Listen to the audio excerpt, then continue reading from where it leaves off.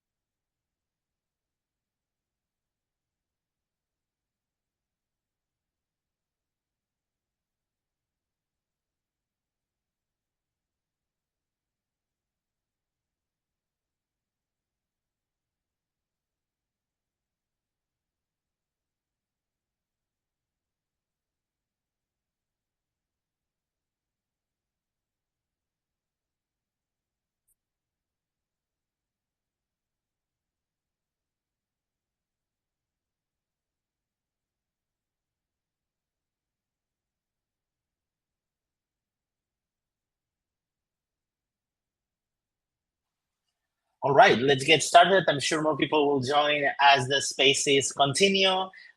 First of all, thank you very much, everyone, for taking the time. Thank you, Hannah, on our side, for organizing. But more importantly, who do we have until in that CollegeDAO nickname? If you want to say hello and very quickly introduce yourself. Hello, hello, everybody. Yeah, I'm using the CollegeDAO profile, but I'm Wales, the co-founder of CollegeDAO, and like super happy to have this Twitter Spaces together with Victor and the team at Kinto. We've been talking for a while now, and like I'm super excited to finally start dropping some alpha during this call. We have definitely been talking for a while, and honestly, it's been quite refreshing because obviously in Kinto we have had a number of partnerships with plenty of different partners, but there is something in College now very close to my heart, and that honestly makes this partnership quite a special. I haven't met in this long such a bunch of talented people, and obviously very well connected as well with many other clubs around many countries in different colleges, schools, etc. Interested in crypto, and I think we have been really hard at work at Kinto to build the chain that we all wanted to see. However, the chain is only as good as the talent that comes to build into the chain. And to be honest, there are very few places where we have found that much talent concentrated, like in the CollegeDAO movement. But well, you were very humble on that intro. Maybe you can tell us a little bit about yourself, and more importantly, what is CollegeDAO? Yeah, so I think Victor holds me on too high of a pedestal because he's a professor himself and he's absolutely insanely talented. Never have I met a CTO that's been so developer relations and user focused, but I guess we can leave all of the the praise for another day. So, as I mentioned, I'm Wales, co-founder of CollegeDAO. I used to be a club president in my local university in Singapore for the last 2 years, and ever since then, transitioned into CollegeDAO. CollegeDAO is a club collective of about 100 blockchain clubs across the world. We have very good relationship with most of the clubs that you would already know of, and we just try to maintain a very close connection with them because our purpose at CollegeDAO is to more or less act as a public good for the university blockchain ecosystem. And what that means is like being able to provide students directly with the support that they need in terms of helping them advise them on how they're going to get a job in Web3, especially with the clubs acting as a conduit of the local ecosystem and a community that they've built up over the university campus. We try to help out with them to source their sponsorships, support them with operations, and even advise them on how to run a club. And overall, we see the university blockchain ecosystem as one of the main drivers for bringing on the best talent in the blockchain space. I've met a wide variety of students from all over the world, from US, from UK, from Singapore, Malaysia, from Germany as well. Like all of these amazing countries of amazing students all across the world. And I definitely see that there's a very big opportunity with bringing all of those really good students and really strong young talent into an ecosystem that genuinely cares about the community. And I definitely think Kinto is one of them. So yeah, that is my introduction. That is quite fantastic, and I think I have been kind of trying to explain CollegeDAO to many people in the last few days and weeks, but never better than hearing it directly from one of the co-founders. Honestly, when I look at an organization like CollegeDAO and what you have achieved, right? And I was again, I don't want to brag in your name, but feel free to brag in this space because I think you should, to be completely honest. But I was honestly impressed of the sheer numbers, in terms of how many clubs, how many students are related or loosely connected to CollegeDAO. Obviously, it's a DAO, right? And that decentralized factor is part of that. But I was impressed of the sheer extension, on those contacts, on that ability to keep the cohesion, especially on student groups, where I have a bunch of experience when I was a student myself. I know how hard it is to have continued leadership, continued interest, and the clubs can change a lot from one year to another. However, we'll talk about all that a little bit later in this conversation. What I'm interested right now, because I like origin stories. I'm a comic fan, so I like origin stories. Tell me how this got started. What happened? What kind of gave you guys this idea of working with your other co-founders, and how CollegeDAO got started? Because I think understanding how it got started kind of explains how it gets to this size later on, right? Yeah, so I think the best way to kind of describe the origin story for CollegeDAO is like almost a exemplification of what fate actually even means. And what I mean by that is that actually one of our co-founders is also a Singaporean. He's called Joshua, and he was studying at a University of Michigan. And the story that I like to tell people about CollegeDAO is that it happened in parallel. And what that means is that while I was kind of doing my thing in Singapore, I had a chance meeting with Joshua and Karthik. Karthik's also in this call. He's a 0x Komodo. Give him a very quick shout out. I met Joshua and Karthik, and then they were already doing things in University of Michigan. So how it started was that from their end, they were doing a university campus tour, and they were in the midst of reaching out to all of these different university clubs in the entirety of North America. So after they had concluded that, they had already set up an organization. They're thinking of trying to expand this into something more sustainable, something that is more beneficial for the ecosystem at large. And at the same time, about 2 years ago, actually, was when CollegeDAO first started. At the same time, I was thinking of how to bring together the entire Singapore ecosystem together for the university clubs, because Singapore is not a particularly big country. There's only so many people and there's only so many clubs that exist. But I was always very interested in the idea of bringing all the clubs together, trying to do something as a consolidated effort and sharing resources, sharing knowledge amongst each other so that we can actually grow together as a collective rather than individual silos.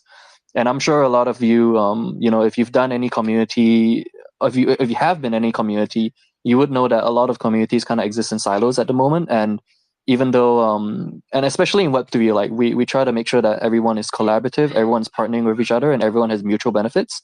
But yeah, like so I was doing my thing in Singapore. I was trying to bring together clubs in the US. You know, Joshua and Kartik have already been doing that thing by doing the campus tour, bringing the clubs together. And then out of nowhere, Joshua reached out to me and said like, "Hey, I heard that you're doing things in Singapore. I'm also from Singapore. So how about we just have a call?" And then that call kind of blossomed into this entire relationship where we started working more together. We started to do more initiatives and we started thinking a lot bigger in terms of long-term goals on why something like CollegeDAO would exist. And yeah, it's been about 2 years since then, you know, very beautiful beginnings. And it's been getting better and better every single day. You know, I'm very fortunate to have very strong student leaders as part of the co-founding team, you know, alongside me, as well as the core contributors that CollegeDAO has. And I think one of the common things that all of us share, which is one of the common things that all of us students share within our core team, is that all of us have come from a background of doing a lot of student initiatives ourselves, and all of us believe in the idea that we want to bring together the university blockchain ecosystem, and it's just a lot better to be able to work together rather than go through the entire journey alone. So yeah, that is the origin story. That is a fantastic origin story, I must say. I'm gonna go really really nerd right now, but I have to. There is a French poet. His name was Victor Hugo, and I believe the exact quote was, "Nothing is more powerful than an idea that needs to exist." And I think this is exactly what happened here. You know, this is an idea that needed to exist, and CollegeDAO and you guys as the founders made that possible, and you know, catalyzing that idea into something. I think it's really really wonderful, and yeah, I think it says a lot on both the growth and your ability to kind of engage and keep that kind of interest, right? Continue to pick up after years on that piece. How old is CollegeDAO? By the way, how many years have you guys been at it? We've been at it for about 2 years, so I think it started more or less in September of 2022, if I'm not wrong. Mm-hmm. So yeah, it's almost 2 years now, and the vast majority of the expansion and the growth that we've had was in 2023. Obviously, there were a lot of lessons to be learned during that year. You know, not only internally, but with us kind of working with a lot of protocols, establishing connections with a lot of clubs, or also reaching out to community leaders across the different regions. And yeah, it's been amazing since then. That's quite something. Of course, I have to ask, you know, because why did you guys decided to partner with Kinto? What was it that you found interesting? Obviously, and again, this is not a secret. We contacted you because we believe that you guys were a source of talent for our upcoming developer program. But what made you say yes? You know, in terms of having that partnership, and what is the partnership about? So I think one of the best answers I can give is that I haven't really seen a L2 that have taken the same approach as you guys have, and I think you guys have a very strong understanding of what it means to be a very DeFi centric L2. And personally for me, right, like I follow quite a lot of L1s and L2s, you know, being a student, you know, we're always kind of like learning what's going on in the ecosystem, especially when I have a lot of partnerships coming from different blockchains and different ecosystems and foundations, and they want to work together with us. I think the biggest thing is just ever since the first call that we've had, like understanding that you, Victor, and the rest of the team at Kinto really understand that there is value to work together with the student ecosystem is very it's very energizing to know that. But maybe on the more technical side of things, like I look through the documentation. Like I'm not a very technical person myself, but kind of understanding that there's this idea of a account extracted, you know, identity enabled wallet that is directly embedded into the blockchain, you know, and everything is done through a very credibly neutral, you know, KYC provider solution.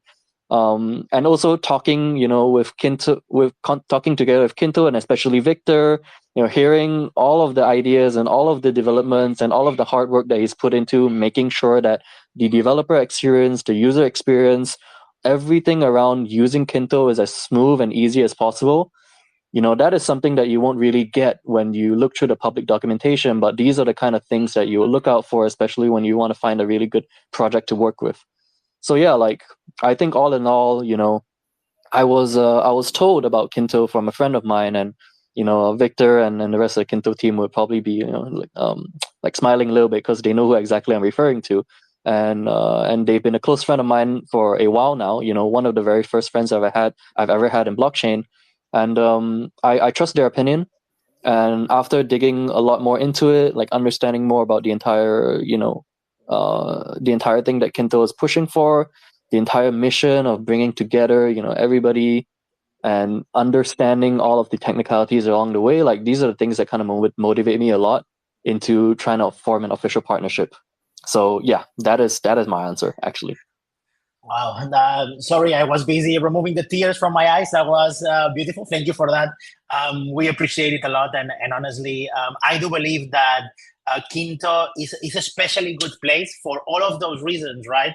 But also, I remember when I started developing and deploying my first smart contracts, and I was terrified, man. I was really, really scared because I knew that I was putting my own money and people's money that were trusting those first smart contracts on the line, and I was terrified. I was younger. I was terrified. It was a scary process. So for me, a part of that is offering an ecosystem, that is equally safe for people that has been in the space for 20 years. If it's that such a thing, right? Probably 10, 12 on that piece. But for people that has been in crypto from the very beginning versus people that is starting tomorrow, right? And I wanted a safe space for people to be able to do that. And again, nothing is unbreakable, right? But I think Kinto is the perfect place. If you are starting today on your crypto journey, I think Kinto is just the perfect place to do so due to that, kind of 2 orders of magnitudes of higher security than anywhere else, right?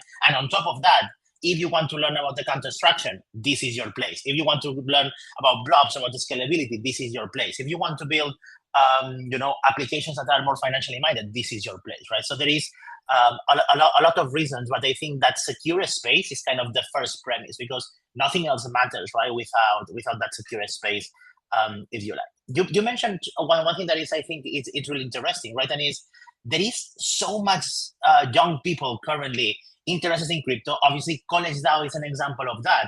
But we have seen a lot of people interested in the tech, right? The students and engineering, etc., looking at the tech on crypto, but not only, right? We have seen a movement of a lot of young people in many countries, both for first, second, third world, kind of coming into crypto. And I was wondering what is your perspective on that? Sorry, why so many young people is coming to the space? So I think that the interest that you're seeing now is actually a lagging indicator of the things that we've kind of believed in CollegeDAO for a very long time, and we kind of realized that in such a high agency ecosystem, in such an entrepreneurial ecosystem like the blockchain space, there's a lot of opportunities to be had, but it took a little bit of time for students to start catching on to the fact that there's so much opportunities in blockchain because when you look at it from the outside, like sometimes people might think that we're living in a bubble, it's just an echo chamber. But I think students are starting to pick up that like it's not just a cryptocurrency scam, it's not just about finance, it's about a lot more about blockchain infrastructure. There's everything around economics, finance, governance, and decentralized sciences, computing infrastructure, technology, cryptography. There's a lot of very interesting I guess there's a lot of very interesting parts about blockchain that has brought everything together into this microcosm of an ecosystem that has catalyzed a lot of students, I would say, to kind of explore into the space. Even aside from looking at opportunities, when you look at the very general career tracks that students typically go for, which is something around consultancy, something around banking, something around big tech. I think a lot of students which has higher agency to figure out, something they want to do for themselves has started to catch on to this idea that, hey, there's a lot of opportunities in blockchain and all I really need to do is contribute and find a place to contribute to. And I just need to keep showing up and opportunities will basically just fall on your lap because there is such a shortage of talent, of even like barely decent talent in blockchain. And it's almost hard to find people who genuinely care about the ecosystem who also have the technical ability to execute on it. And I'm sure like some of you have had your fair share of people who are grifters or people who are, only in it for investments. And I think that's completely fine. But there's a whole different class of people that has, decided to take it into their own hands and treat blockchain more like a career that they can build a sustainable life out of. So I think the answer for that is more or less that students are starting to realize that there's a lot of opportunities in the space. And even if it's, very daunting to feel like you need to have 5 years of experience, you need to be a technical expert, you need to have all this understanding and a PhD in cryptography, like students have realized that the bare minimum you actually need to do is just contribute and show up. And a lot of the times, I have so many countless friends of mine who have gotten jobs, like high profile jobs, just by showing up and talking to people that they meet during the event, making friends with them, showing that they're capable in their own individual capacity and executing on all the things that they say that they're really good at, that they just got a job just from that. And it's more or less Absolutely. like students have validated each other, where the quote unquote previous generation of students that have been looking for a career maybe 2-3 years ago have now gone on to become incredibly successful people. And then the students now are just starting to see that and realizing that there's a lot of opportunities in the space that they can pursue. It just depends on whether they're willing to, dig through the jungle and jump into the rabbit hole to figure out what actually awaits them. Yeah. 100%. I think talent, it is extremely important, but I haven't met an ecosystem or a space where consistency, when showing up, consistent commitment doesn't beat talent every time. Raw talent is an incredible thing, right? And we all kind of admire those raw talented people, but the reality is that, again, commitment and consistency usually beats talent every time. And my experience has been, that those kind of hard workers, people that show up, people that show that commitment, beats talent every time, right? Because talent alone is not enough. And usually, however, what happens, and that's where the fantastical individuals appear, is where both talent and that commitment show up together on the same person, right? That's where really where real magic happens. And I think there is a ton of real magic waiting to happen inside CollegeDAO. One of the reasons we met is because our common friend Maggie from ETH Global, right, organizer of many events and also of many hackathons. She loves obviously the development space. But I wanted to talk a little bit about hackathons because I have an announcement. I won't be shy about it to make here after these questions. But what is it about hackathons do you think that attract young people, students in, per, in particular? Why are we seeing kind of this explosion of hackathons in the space, but also in other technical fields?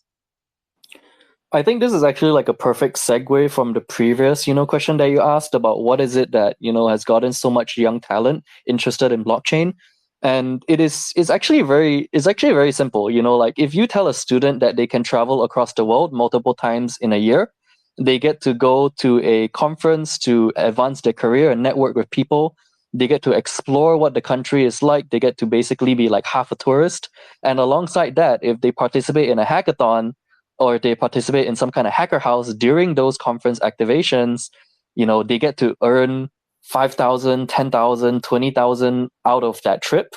It's almost like telling them like, hey, if you're willing to put in the effort and if you're willing to put in the time to properly like work on an idea that would be able to win this hackathon, your entire trip would be free.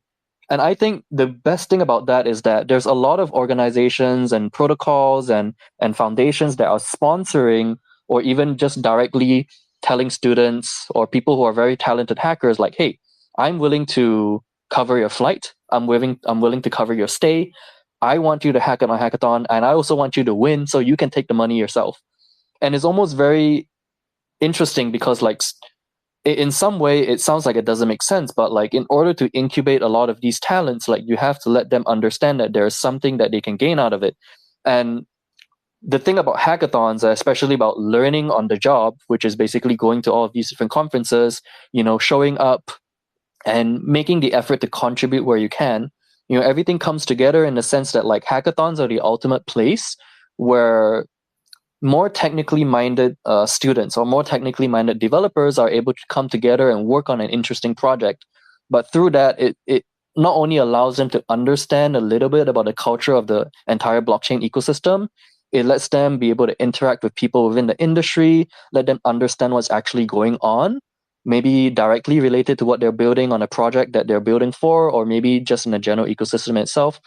But it also gives them a chance to go out of their comfort zone, go out of their hometown. And it's actually one of the biggest reasons that I think I personally have been, fairly active in hackathons before. Like, I'm not a technical person, but like, I think it's heartening to know that even as a non-technical person myself, I have won a hackathon as a winner as well. And the biggest thing that has motivated me is really just knowing that there is an entire ecosystem out there outside of the city, outside of the country that I'm living in, and being able to meet all of these different people from across the world, which is kind of what CollegeDAO, or at least the core team and the co-founders at CollegeDAO has been able to do, including me. Like, I think that's what's very magical about hackathons and being able to, contribute and learn within the blockchain ecosystem. That is, I think you are absolutely right, and it's kind of a this is something that I think just a few people know, but my co-founder and I, Ramon, we met at college. We met in Chicago while we were doing our masters in the US. And one of the first things that we did together, and that probably is the source of our friendship, to be completely honest, is we participated on a hackathon together a few weeks after we met, and it's been kind of it's funny, right? Because I have participated and I have organized many hackathons across my life. And to be honest, some of my best friends today I've met in hackathons. There is something special about these hackathons, both from the skill perspective and from the personal perspective, right? You have to be a very special type of individual to put yourself 24, 48, 72 hours on a closed space and try to build something in that amount of time. There is a special kind of crazy that goes to these hackathons, and it's the kind of crazy that I really love, to be completely honest. I think something that I wanted to announce before we call it a day is we are going to be launching our developer program soon. But something that kind of will trigger the launch and that comes with that launch is that we are sponsoring this year's ETH Online 2024. If you are familiar with ETH Global online hackathons, there is talent from all over the world. It's an opportunity to meet people from all over the world, and Kinto is going to be sponsoring with $10,000 in prizes. There is 5 prizes total, the best Kinto application with 5K, and then 2 different categories, with a first and a second place that we are going to be sponsoring. We're going to be tweeting about it right after these spaces. We are publishing some information about the developer program and about this hackathon. But yeah, I expect to have a lot of CollegeDAO students participating and honestly winning some of those prizes that we are offering at ETH Online 2024. Before I talk more about the developer program, though, and kind of that announcement that is going to follow these spaces, I have a last question for you that I think is kind of very, very important for any young people listening to this now or later in the recording in X. And is you have during our conversations, right? I always say, I wish I knew half of what you know at your age. So I was wondering, how do you approach learning new skills, and what do you recommend for people that is going to be participating on these hackathons, on the developer program, but in general in life on both the crypto space and outside? How do you approach learning new skills nowadays, where there is so much information available? And what do you recommend, for people that is joining the space now, that want to participate in their first hackathon, they want to learn a new skill? How do they do it? So I actually think that I'll use a PG version of what I usually try to tell people, which is basically just screw around and find out, And I think the best way to really understand something is just be able to experiment with it. Like, even especially in crypto, especially in the blockchain industry, like, so many things are just popping out of nowhere because there's all of these amazing open source projects. There's all of these GitHub repos if you're a developer. that are spinning out of the blockchain ecosystem, and a lot of them are basically like forks or forks of each other. And I think some of the best ways to learn is really just experiment with a lot of the things that you can probably try to experiment with. And as a developer, it's basically just going around, playing around the code base, playing around the API connections with different protocols, especially for Kinto, because they have a very, very interesting approach. And like Victor said, if you want to learn about common abstraction, you might as well just play around with their testnet. It's amazing, by the way. Like, wait till you play around with it. It's great. And if you're a non-technical person, actually, like there's a lot of different ways you can contribute. There's a lot of different ways you can learn on the job. And I think the vast majority of that is really just learning more about why is it that blockchain exists and understanding the underlying technology, and then finding a friend that you're able to learn together with. Because one of the personal reasons that I even got into blockchain, and this is like the single reason that I keep telling everybody if they ask me about why I'm so interested in blockchain in the first place, is that I just wanted to be in blockchain because I want to find people I can learn, vibe, and grow with. And it's just that simple. And something as simple as that, maybe as your core motivator, would help you be able to, pick up a lot of skills along the way. But I think the biggest thing, especially when it comes to experimenting, I think it's absolutely crucial that you give it a shot, just try something out. If it fails, you at least did it before. But, Kinto's monthly challenges and the hackathon that they're providing is like a really, really good way to just get started right now. And if anything, like I strongly encourage you that even if you don't feel like it's something that you're able to win, even if you don't have enough confidence that you feel like, oh, it's worth your time or whatever, like I strongly suggest just participating. Because, without screwing out and finding out, right, like you might not even know that you can actually end up winning these competitions.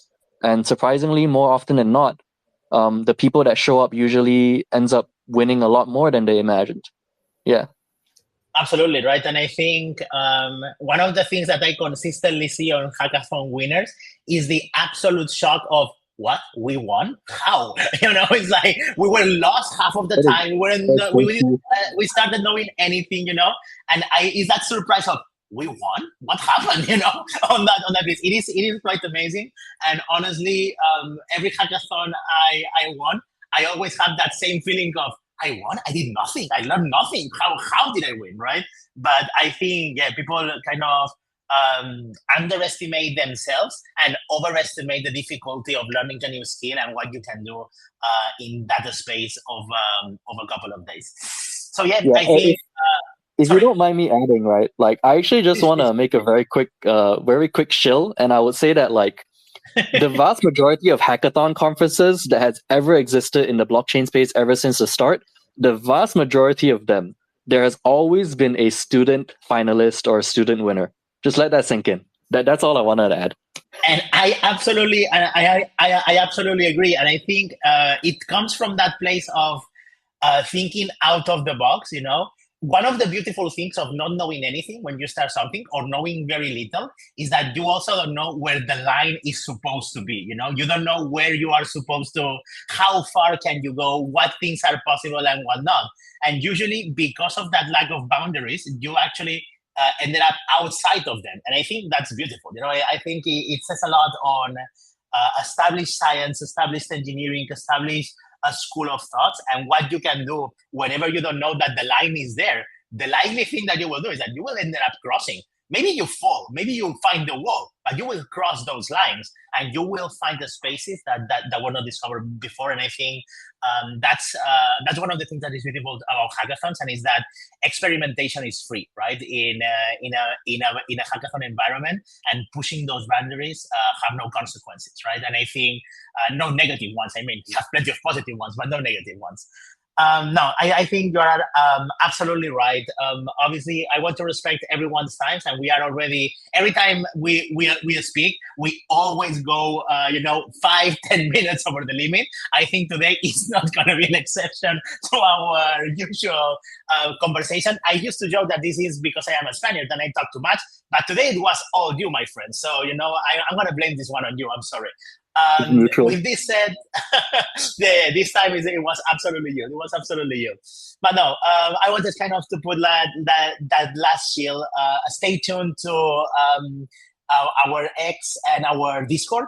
We are going to be announcing in a couple of minutes our developer program. Of course, in pure Japanese inspiration, it's called the Developers Forge, and it's inspired, on both the creation of katanas and the training with those katanas that make developers. In fact, martial arts and development share this concept of the katas, right? These training exercises from martial arts and from coding as well, that we took those names. So we're going to be announcing our developer program again in a few minutes. The highlights of that developer program is 20% of our mining program is dedicated to developers. There is literally, 20% of our governance token that is going to be distributed over 10 years through this mining program that is reserved for developers. Right now, there are very few applications on Kinto, and this is by design because we wanted a green field for developers to come, and there is that cave, ready for the taking for those talented enough to convince people to use their applications. It is the safest possible place to start developing. If it is too daunting to start developing your applications today, you're in luck because we are sponsoring ETH Online 2024, but not only, there are going to be many other hackathons where Kinto is going to be present and taking developers on this journey. But not only that, and is that starting today, and you're going to be able to read that on the article, we're going to be posting these weekly challenges in Discord for developers with consider it a small hackathon or a small number of tasks with the developer tools. And we are going to be distributing K directly in prizes, 50K every week to the winners of those pieces. And if you are a student from CollegeDAO, you better stay tuned. They're going to have an event, kind of a webinar for CollegeDAO students only, where we're going to talk about a special set of prizes. Miles mentioned before the option to travel to other countries and go to a hackathon. Well, we are going to Thailand later this year in November. If you are a CollegeDAO student participating in these challenges, you may find yourself with a plane ticket and a hotel to go to Thailand with the Kinto team. And I think that is enough spoilers for the time being. So with this said, Miles, this was quite amazing. We wanted to have this conversation in public for so long. Thank you so much for taking the time and for your wonderful disposition both to the partnership and to these spaces. And yeah, anything else that you want to add, that you want to say? If not, we'll give these people their time back. Yeah, absolutely. All I'm just gonna say is that like Victor and I would just continue yapping forever if we just don't respect the time. If, but like if it's allowed, always yes. If allowed, we will. If allowed, we will. Well, yeah, I'm sorry that it's overextended beyond the time, but like it's always been such a refreshing, conversation, having someone that genuinely cares about the student ecosystem and has also been part of it, as a professor and as a student before in the past. So yeah, always really, really fun having this conversation, Victor. Fantastic. Same here. Thank you very much for taking the time. We'll talk very, very, very soon. And yeah, more to come. Stay tuned to our X because our announcement of the Developer Forge comes in the next few minutes. Thank you so much, everyone. And yeah, we'll see you soon. Bye-bye. Bye-bye. Thank you guys for tuning in.